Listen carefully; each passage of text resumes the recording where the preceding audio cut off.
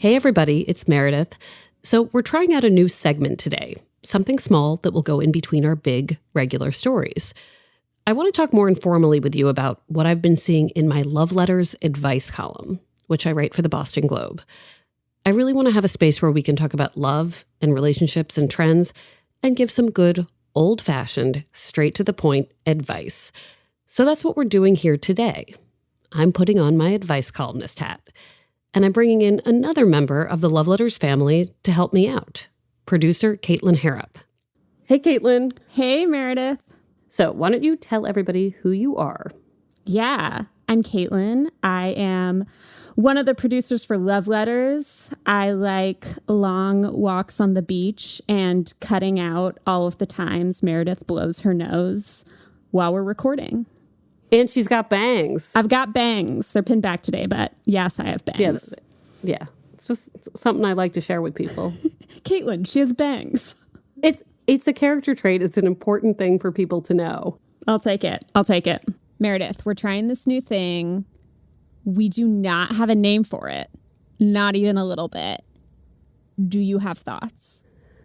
Well, I want to talk about people's questions, and I want to talk about the column. So, yeah.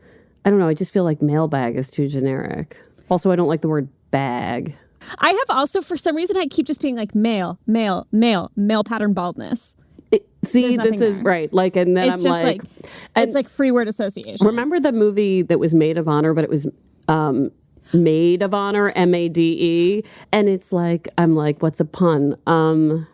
Remember when like the whole concept was that he was very in love with his female friend, right? And she like went on vacation and came back with a husband, which is super toxic because also like a lot of people have like a different gender person of their maid of honor, their sort of most important friend. But he was maid of honor. Yes, but it doesn't have to mean that they're secretly in love with each other. Anyway, I red flagged that movie. Like I just wanted to feel like it's just like a little sidebar from episodes, you know, like we're having a little separate conversation on the side in between our big narratives.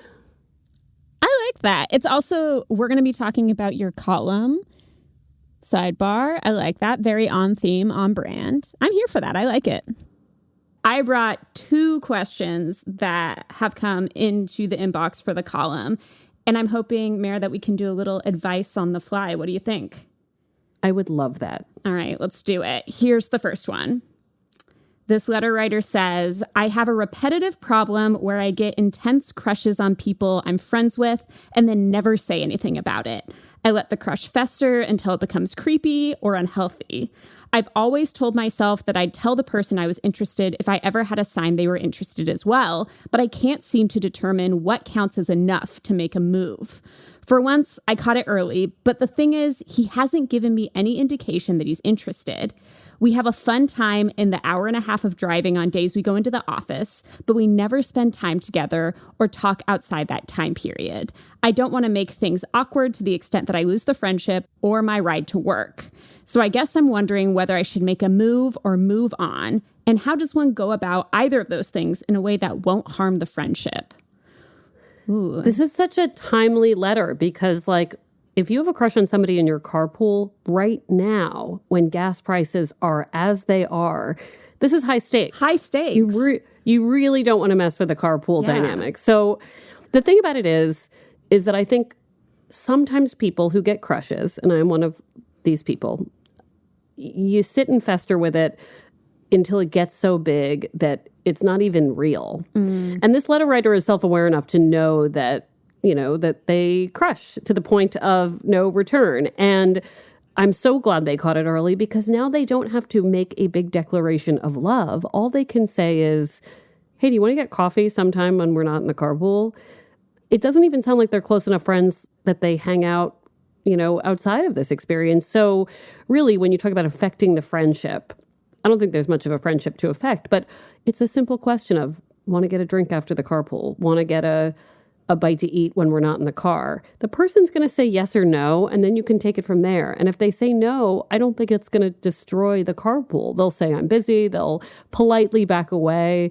But I think that's, you know, not every disclosure of a crush has to be a disclosure. Sometimes it can just be the smallest question. And, you know, when I look back at crushes I had that I wish I'd done something about, it's not that I wish I was showing up at somebody's door saying, I love you. It's just that I wish I had said, hey, like, want to hang out?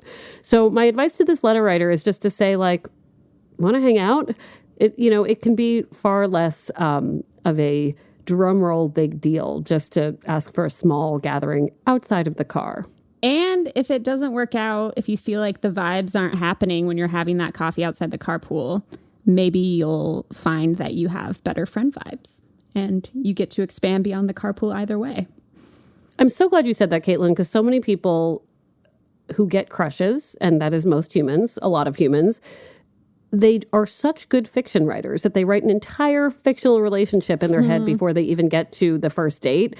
And this really, this is your way of figuring out, letter writer, if you really like the person as much as you think you do. You're on a date with them too, provided they go. So, you don't know you love them yet. And just remember that. Absolutely. Carpool Crusher, we're rooting for you. We'll be back in a minute with another question and more advice.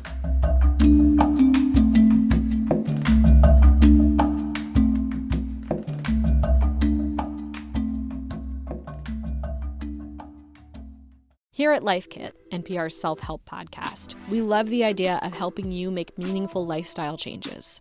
Our policy, don't be too punishing on yourself or too grand in your goals, which is why we've got shows on how to help you make little nudges to your behavior and create habits that stick. Join Life Kit to get the tools you need. Listen to the Life Kit podcast from NPR. All right, we're going to move on to number 2, Meredith. Okay. This letter writer says, I am a divorced man with a 5-year-old. I met my girlfriend shortly after my divorce. My girlfriend loves my child and vice versa. We share great chemistry and enjoy one another's company immensely. We've been together 4 years now and have talked about a future together. The problem is that she isn't elated about my past, that I'm divorced, older than her prior boyfriends, and have a child. She dreams of having a conventional relationship without having to become a stepmom, and she fears the scorn that her friends and family will dole out to her once they find out that we are planning a future. I told her that I can't change those basic facts and that there's no guarantee that her dream relationship would be better. Still, I am acutely aware that her feelings about the matter haven't changed. We intend to move forward and build a life together, but I'm anxious if we'll get there or how long she will stay if we do. Do you have any advice or observations?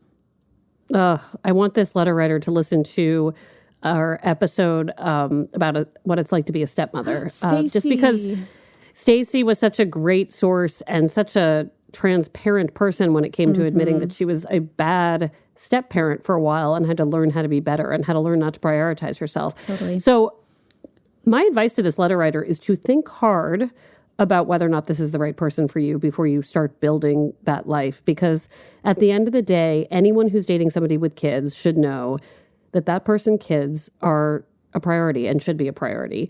And if you don't like it, if conventional to you is more important, although I have to laugh at conventional because what does that even mean? Yeah, but seriously. Clearly for this person, it means not dealing with somebody else's kids and fearing the scorn of friends and family about pursuing this. Like, this person has to be very confident, very empathetic, very giving, and very, just willing to make room for somebody else's life that's already there.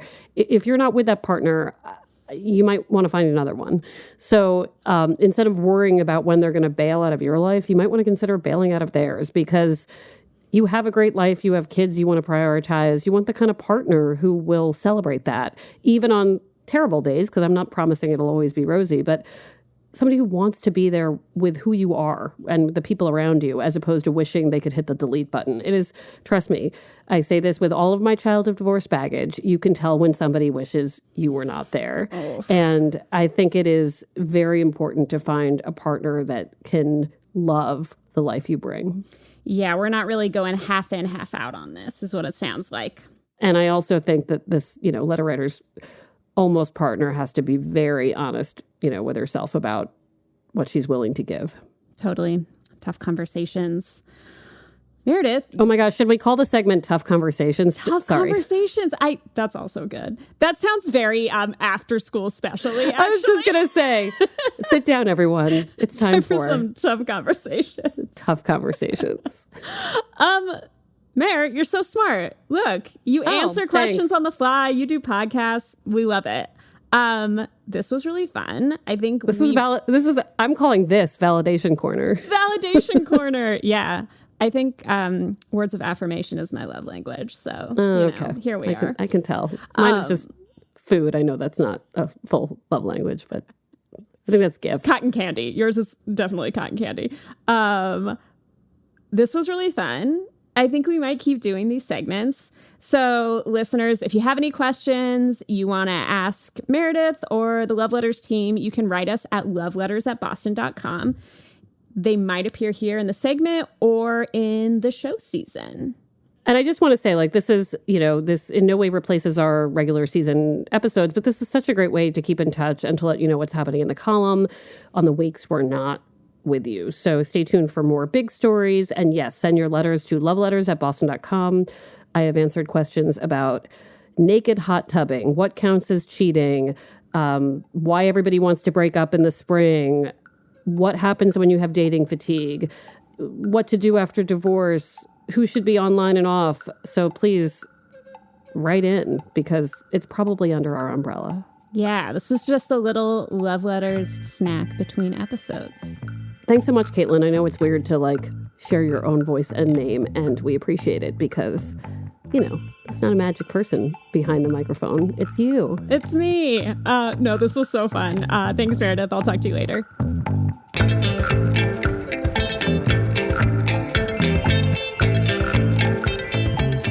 There you have it. The show's got a new segment, Sidebar. We'll pop in from time to time, and I'll tell you more about what's going on in the column. Until next time, Love Letters is a production of the Boston Globe and PRX. Today's episode was produced by Amy Padula, Caitlin Harrop, and Scott Hellman. Ned Porter does our audio mixing, sound design, and mastering. Devin Smith does our audience engagement. Love Letters illustrations by Ashanti Davis. Check them out on the Love Letters Instagram. Special thanks to Brian McGrory and Linda Henry. Our music is from APM. And if you like the show, please leave us a review on Apple Podcasts. You could always send us your letter. Maybe it'll be addressed in Sidebar to loveletters@boston.com. We're online at loveletters.show. I'm Meredith Goldstein. Thanks for listening.